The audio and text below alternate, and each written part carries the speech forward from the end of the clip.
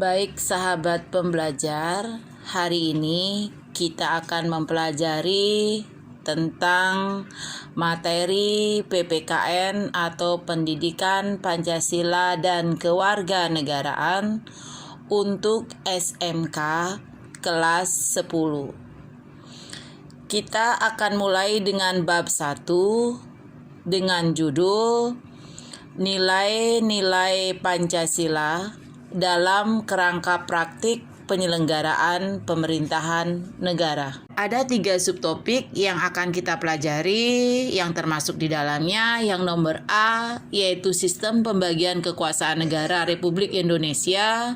Yang nomor B, kedudukan dan fungsi Kementerian Negara Republik Indonesia dan lembaga pemerintahan non-kementerian. Yang C, nilai-nilai Pancasila dalam penyelenggaraan pemerintahan. Kali ini kita akan membahas mengenai yang A saja dulu, yaitu sistem pembagian kekuasaan negara Republik Indonesia.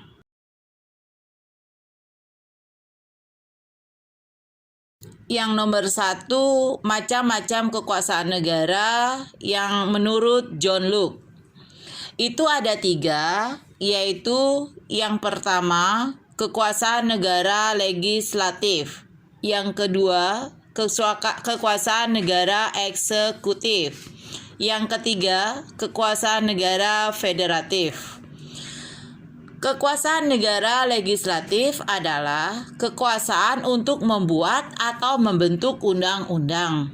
Sedangkan kekuasaan negara eksekutif adalah kekuasaan untuk melaksanakan undang-undang, termasuk kekuasaan untuk mengadili setiap pelanggaran terhadap undang-undang. Sedangkan yang nomor 3, yaitu kekuasaan federatif adalah kekuasaan untuk melaksanakan hubungan luar negeri. Berikutnya, macam-macam kekuasaan negara menurut Montesquieu yang dikenal dengan istilah trias politica. Itu ada 3 juga. Yang pertama, kekuasaan legislatif.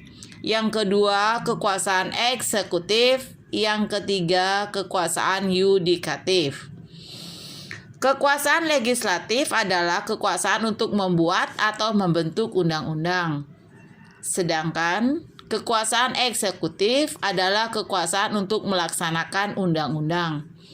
Dan kekuasaan yudikatif adalah kekuasaan untuk mempertahankan undang-undang, termasuk kekuasaan untuk mengadili setiap pelanggaran terhadap undang-undang. Yang nomor 2, yaitu konsep pembagian kekuasaan di Indonesia dibagi menjadi 2, yaitu nomor A, pembagian kekuasaan secara horizontal, dan yang nomor B, pembagian kekuasaan secara vertikal. Pembagian kekuasaan secara horizontal adalah pembagian kekuasaan menurut fungsi lembaga-lembaga tertentu yang termasuk di dalamnya kekuasaan legislatif, kekuasaan eksekutif, dan kekuasaan yudikatif.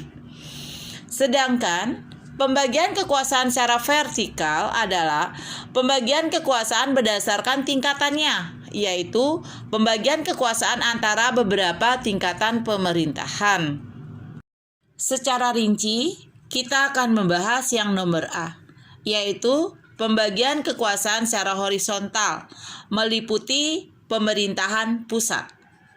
Ada 6 kekuasaan negara. Yang pertama, kekuasaan konstitutif adalah kekuasaan untuk mengubah dan menetapkan undang-undang dasar, di mana yang berwenang di dalamnya adalah MPR atau Majelis Permusyawaratan Rakyat, di mana tercantum dalam pasal 3 ayat 1 Undang-Undang Dasar Negara Republik Indonesia tahun 1945 yang menyatakan Majelis Permusyawaratan Rakyat berwenang mengubah dan menetapkan undang-undang dasar.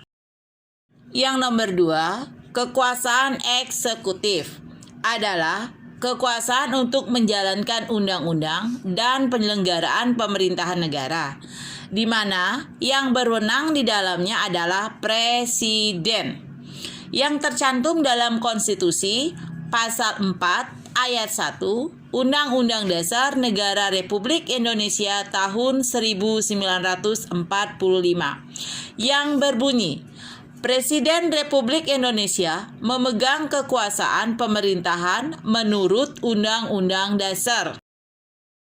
Selanjutnya, yang nomor 3, kekuasaan legislatif adalah kekuasaan untuk membentuk undang-undang yang di dalamnya termasuk adalah DPR, Dewan Perwakilan Rakyat, yang tercantum dalam pasal 20 ayat 1 Negara Republik Indonesia tahun 1945 yang berbunyi, Dewan Perwakilan Rakyat memegang kekuasaan membentuk undang-undang.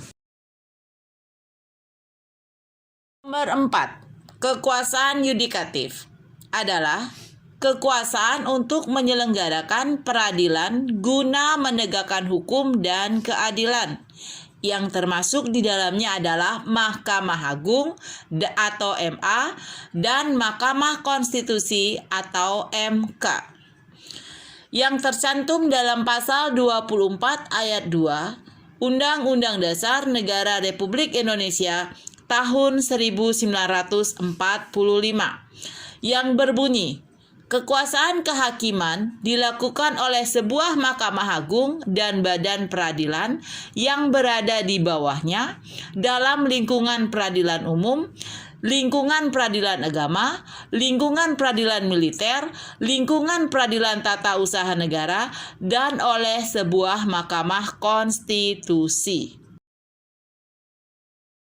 Berikutnya, nomor 5. Kekuasaan eksaminatif atau inspektif adalah kekuasaan yang berhubungan dengan penyelenggaraan pemerintahan atas pengelolaan dan tanggung jawab tentang keuangan negara.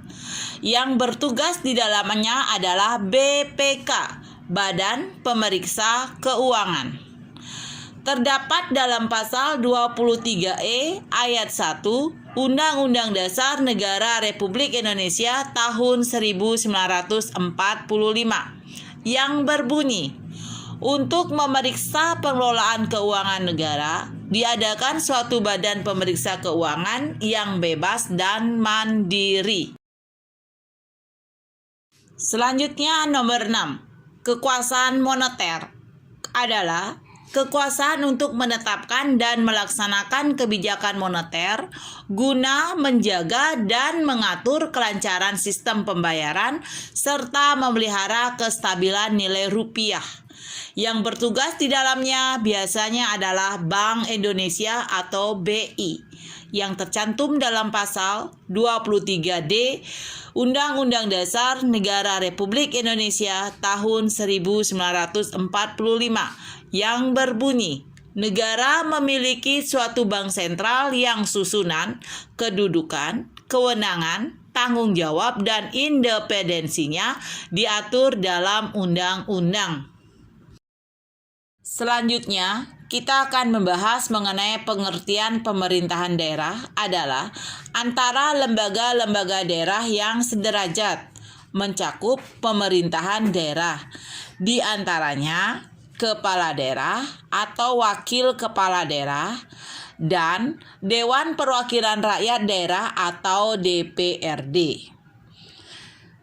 Provinsi adalah pembagian kekuasaan berlangsung antara pemerintahan provinsi mencakup gubernur, wakil gubernur, dan DPRD provinsi, dan kabupaten atau kota, yaitu pembagian kekuasaan berlangsung antara pemerintahan kabupaten atau kota yang mencakup bupati atau wakil bupati yang ada di kabupaten dan wali kota atau wakil wali kota yang ada di kota madya dan DPRD kabupaten atau kota. Berikutnya nomor B. Pembagian kekuasaan secara vertikal, yaitu pembagian kekuasaan berdasarkan tingkatannya. di mana pembagian kekuasaan antara beberapa tingkatan pemerintahan yang tercantum dalam pasal 18 ayat 1 Undang-Undang Dasar Negara Republik Indonesia tahun 1945 yang menyatakan Negara Kesatuan Republik Indonesia dibagi atas daerah-daerah provinsi dan daerah provinsi itu dibagi atas kabupaten atau kota yang tiap-tiap provinsi, kabupaten dan kota itu mempunyai daerah yang diatur dengan undang-undang.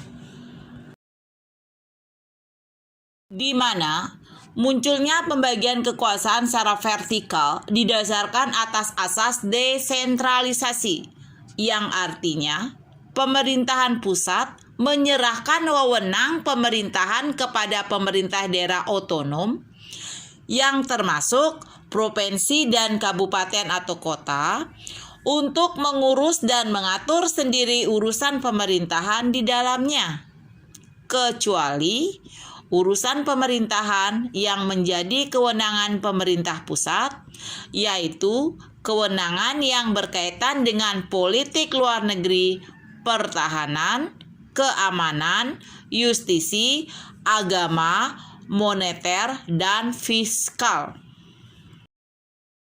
Di mana hal ini ditegaskan dalam pasal 18 ayat 5 Undang-Undang Dasar Negara Republik Indonesia yang berbunyi, pemerintah daerah menjelaskan otonomi seluas-luasnya kecuali urusan pemerintahan yang oleh undang-undang ditentukan sebagai urusan pemerintah pusat seperti fiskal, moneter, pertahanan, keamanan, justisi, dan agama.